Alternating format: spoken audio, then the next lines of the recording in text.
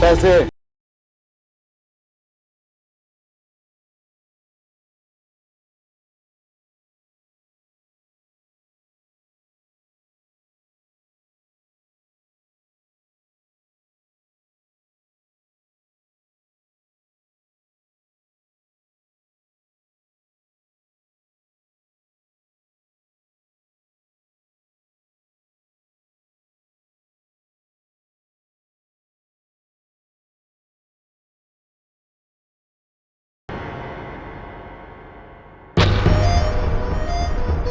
नहीं बुआ, मैं जैसी हूं वैसी ही ठीक हूं। यही असलियत है। रिश्ते बनने के बाद असलियत पता चले, उससे अच्छा ये है कि असलियत जानने के बाद रिश्ते बने।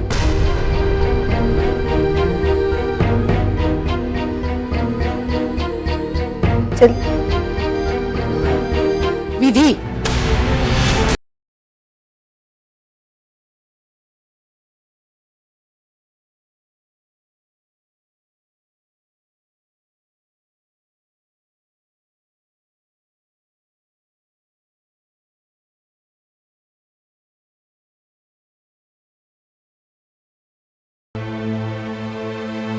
कुछ असलियत छिपी रहे ना तभी अच्छा है। और हाँ, खाली हाथ मत आना।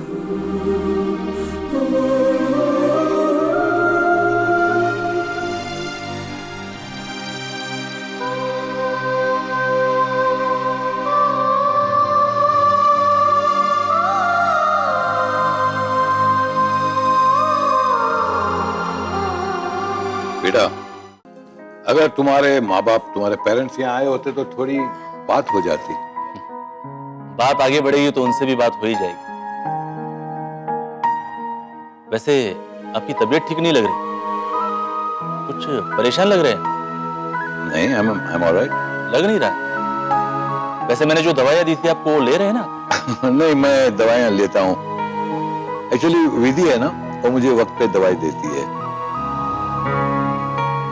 She is very punctual. भाई तुम्हारे फैमिली में कौन कौन? सब है, दादा दादी है, मम्मी पापा है, 2 भाई हैं। बहुत बड़ा परिवार है इसका। जी।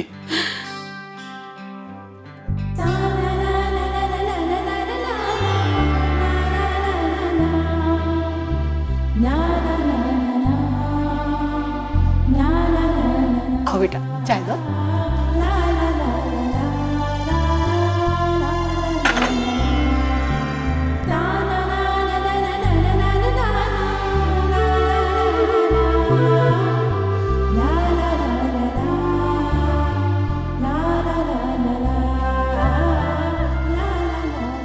चाय पियो बेटा। हाँ। विधि ने बनाई है। बैठो बेटा। हमारी विधि खाना भी बहुत अच्छा बनाती है। मैं डॉक्टर हूँ, शादी के बाद मुझे होटल नहीं खोलनी।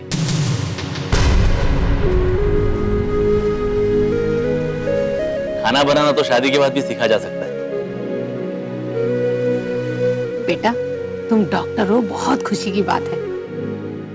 हम बुढ़े जरूर हैं, लेकिन ख्यालात एकदम मॉडर्न है। अगर तुम्हें विधि से कुछ बात करनी है अकेले में,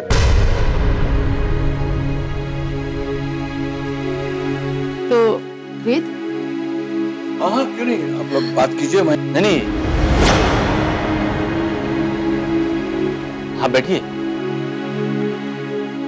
अकेले में हो सके ऐसी कोई बात नहीं करनी है।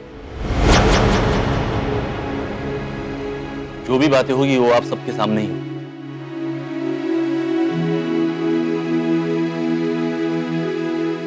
मुझे विधि पसंद है।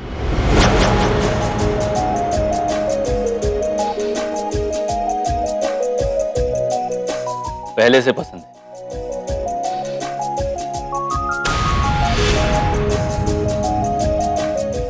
लेकिन हाँ, कोई भी फैसला लेने से पहले मैं एक बात जानना चाहता हूं। कुछ दिन पहले हमारे रिश्ते की बात जब चली थी, तब आपने मुझे मना क्यों किया?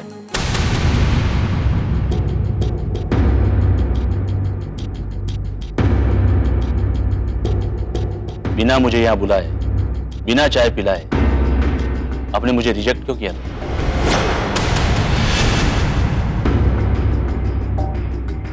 नहीं नहीं बेटा, असल में बात ये थी कि विधि को और वेद भैया को मुंबई जाना था। मुंबई क्यों? वो सुमन का इंटरव्यू था कॉलेज में दाखिले के लिए।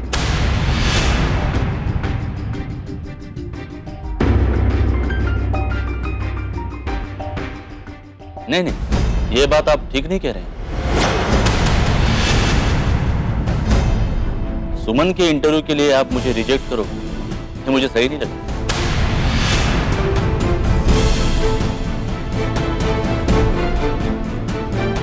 मुझे क्यों ऐसा लग रहा है कि आप लोग मुझसे झूठ बोल रहे हो?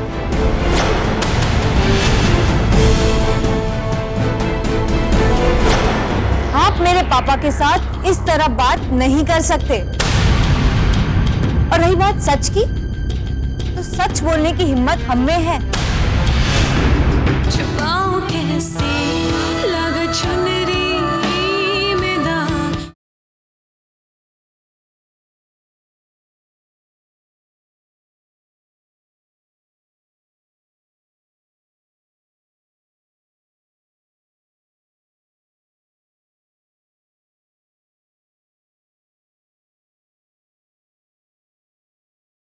छुपाऊं कैसे लग चुनरी में दाग। कोई तो ऐसी बात है जो आप मुझसे छुपा रहे हो। नहीं, ऐसी कोई बात नहीं है। तब ना मुहूर्त ठीक नहीं था।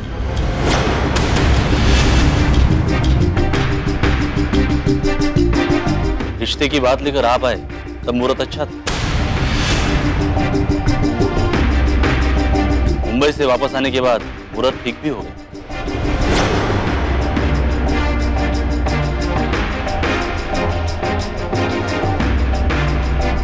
मुझे अपने घर पे भी बुलाया, चाय भी पिला रहे, अकेले में मिलने को भी कह रहे।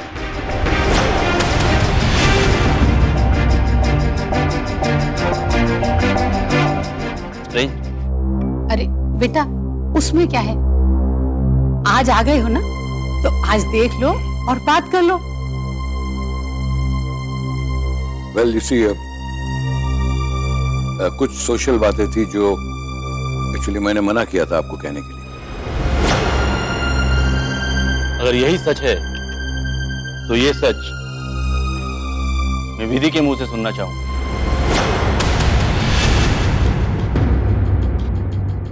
लेकिन विधि से प्लीज आप चुप रहिए।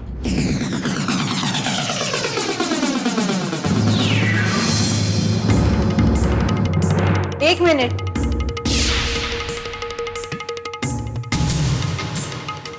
आप मेरे पापा के साथ इस तरह बात नहीं कर सकते।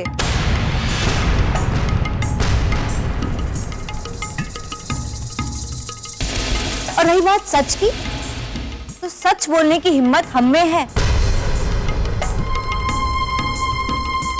पर शायद आप ही सच सुन नहीं पाएंगे।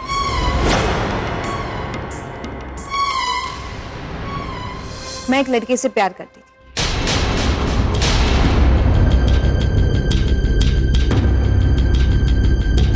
प्रेम नाम था उसका।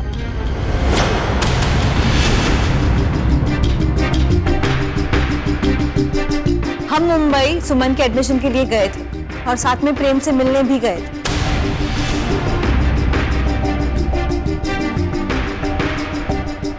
वहां पे प्रेम और उसके पापा ने हमें पहचानने से मना कर दिया।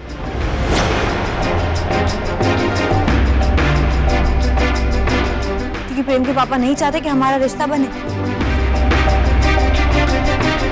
मतलब जिस लड़के की वजह से तुमने मुझे रिजेक्ट किया था, जब उसने तुम्हें ठुकरा दिया तो आज तुम मेरे पास वापस आई।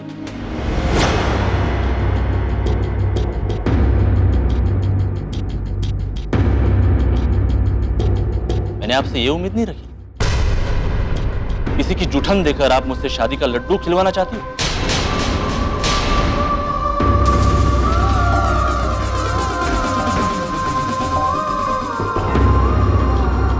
और आप,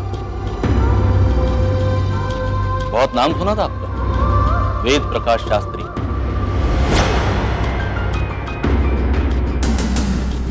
बहुत विद्वान है आप, सच्चे हैं, नीतियों में मानने वाले हैं। पर आप झूठ बोलकर आपकी सेकंड हैंड बेटी की शादी मुझसे करवाना चाहते थे।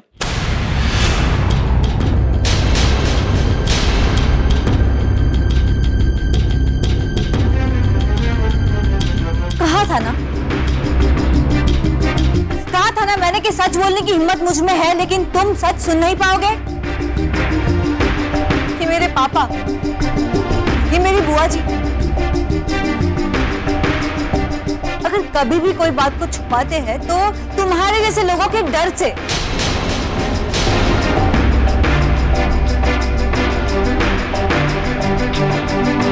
हमारी पूरी बात सुनने के बाद तुमने एक बार भी ये जानने की कोशिश की पर क्या बीत रही है, हम क्या दुख और क्या मायूसी के साथ अपनी जिंदगी जी रहे हैं अभी।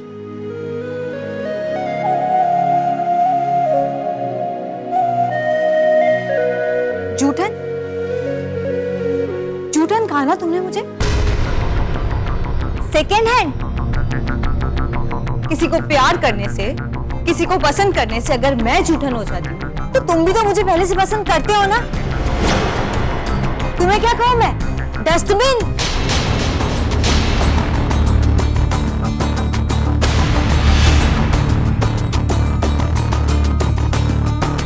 अगर किसी के साथ शादी करने का सोचने से मैं सेकेंड हैंड हो जाती हूँ तो तुम भी तो यहाँ मुझे देखने आए हो ना। तुम्हें क्या कहूं मैं। You are insulting me. Yes, of course I am insulting you.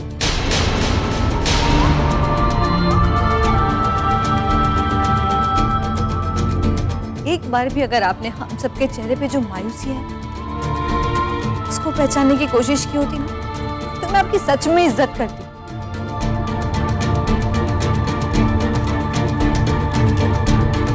लेकिन अब मुझे लग रहा है आप और प्रेम दोनों एक जैसे हो।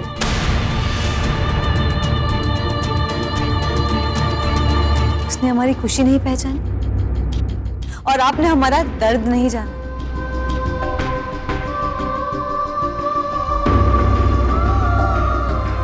उसने हमारी इज्जत नहीं की, लेकिन आपको तो इज्जत देना ही नहीं आता। Listen. You shut your mouth and listen to me.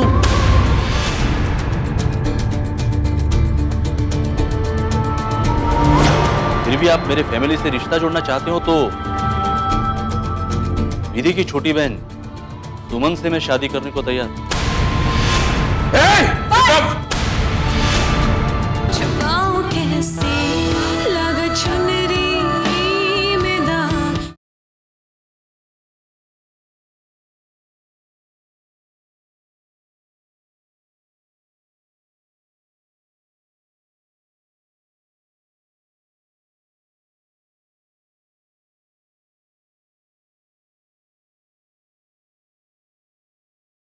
छुपाऊं कैसे लगा चुनरी में दाग। इससे पहले कि आप मुझे रिजेक्ट करो, मैं तुम्हें रिजेक्ट करती हूँ।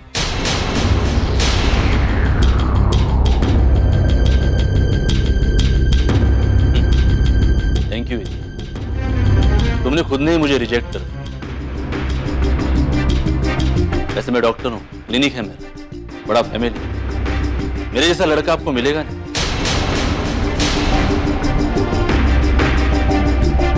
मेरा और विधि का रिश्ता पक्का नहीं हो रहा है, ये सब तो आप जानते ही हैं।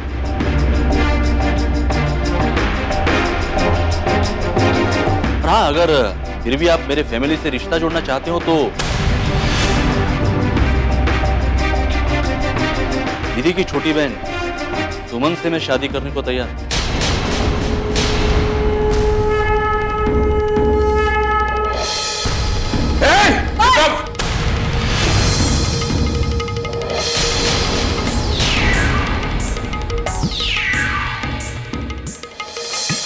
इसके पहले कि मेरे पापा तुम्हें ऐसे धक्के मार के निकाल दे, गेट आउट।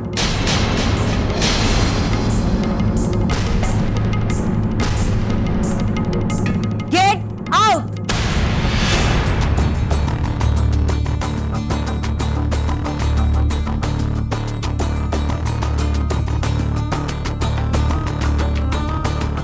Get out.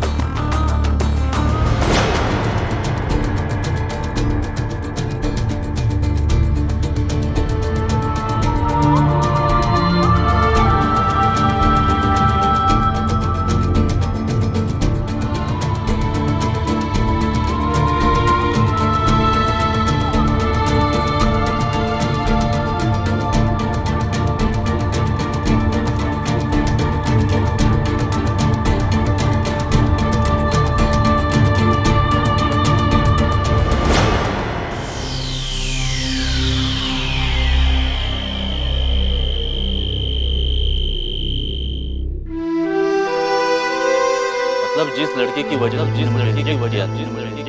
जब उसने तुम्हें ठुकरा दिया तो आज तुम मेरे पास वापस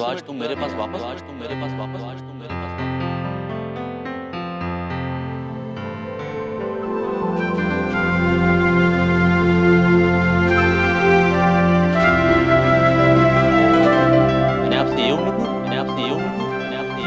किसी की जुठन देकर आप मुझसे शादी का लड्डू खिलवाना चाहती पर आप बहुत नाम सुना था वेद प्रकाश शास्त्री बहुत विद्वान है सच्चे नीतियों में मानने वाले पर आप झूठ बोलकर आपकी सेकंड हैंड बेटी की शादी मुझसे करवाना चाहती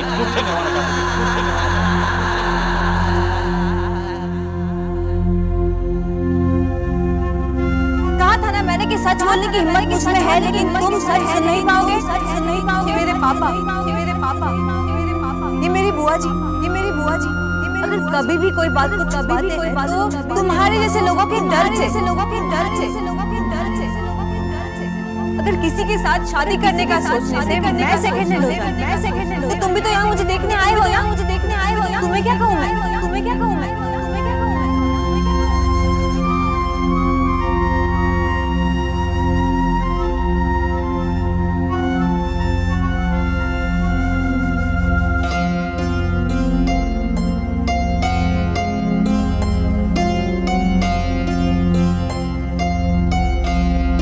पापा,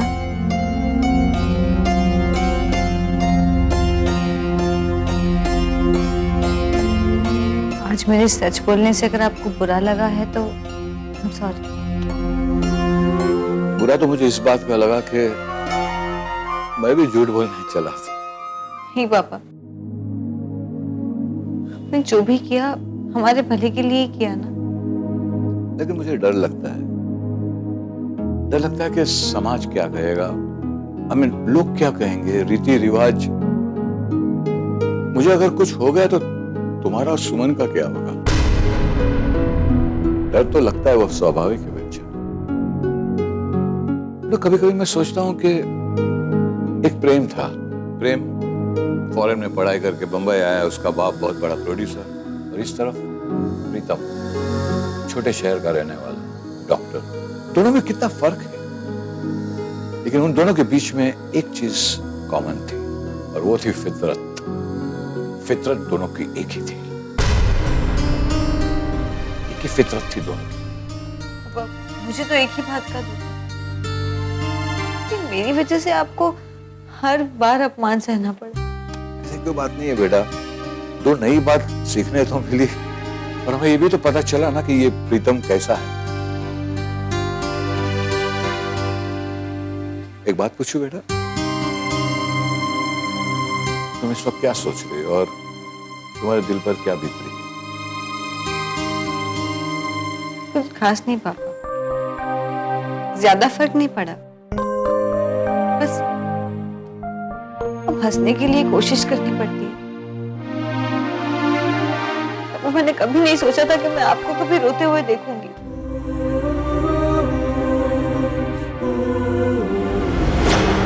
बात पूछूं? आगे जाने के बाद आप पर क्या बीती थी? आपने कैसे संभाला था अपने आप को? छुपाऊं कैसे लगा चुनरी में दाग।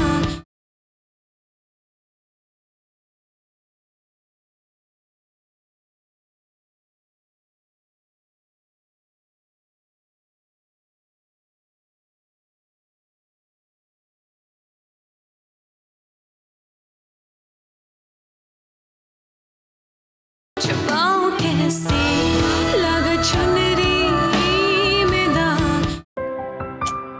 चलता है। अब क्या पापा? कल सुबह 6 बजे से आपकी एक्टिंग क्लास है, उसके बाद घर का काम, खाना बनाना, सुमन को डांटना है पढ़ाई के लिए, शाम को मंदिर जाना है। अपनी लाइफ तो बिजी है, एकदम बिजी। लेकिन अगर आप दवाई लेना भूले ना वक्त पर, तो मैं आपको बहुत डांटूंगी। इतने ही बहादुर रहना। पापा, बात पूछूं?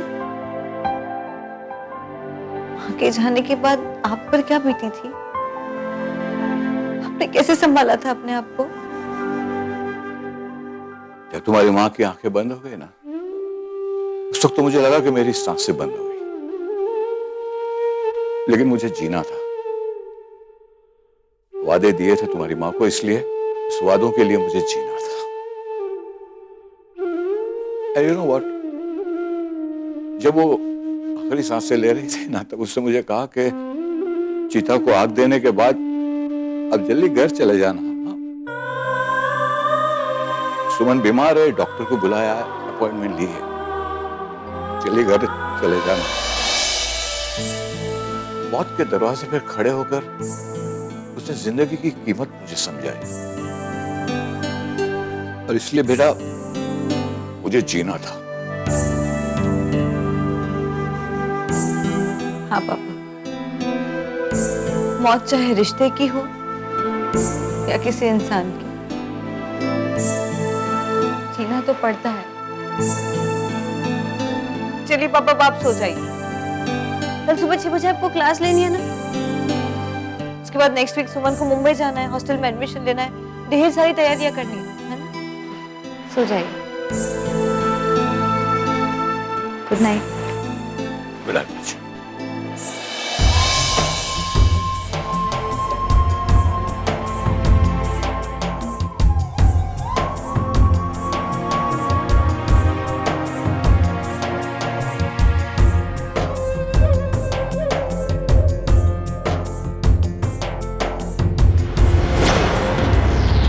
मैं बस इतना ही कहना चाहता था कि सुमन का एडमिशन कैंसिल हो गया है।